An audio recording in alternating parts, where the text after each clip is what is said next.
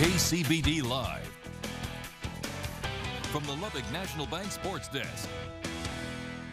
Well, hi, good evening, everyone. I'm Zach Fox. Texas Tech basketball with one last home game before on the road to take on Jackson State tonight. They faced Eastern Washington. Now, first half highlights we go.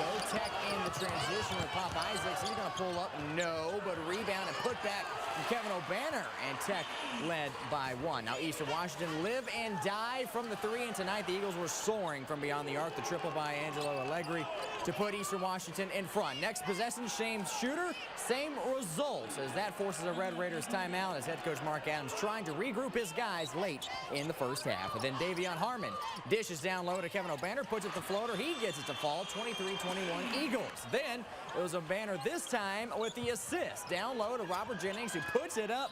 And the foul. Jennings would complete the three-point play. Tech by two, final seconds before the half. The pass down low to Steele Venters underneath, and he gets the lay-in to go. 29 all at the break. Now, second half, Tech trying to come back. Defense turning into offense as Davion Harmon gets the fast break bucket to go to bring Tech to within one. And then Tech by 5. Once again, defense transitions to offense. This time, Lamar Washington, the steal and the throwdown. Texas Tech avoids the upset with a 77-70 win over Eastern Washington and now have 27 straight home victories.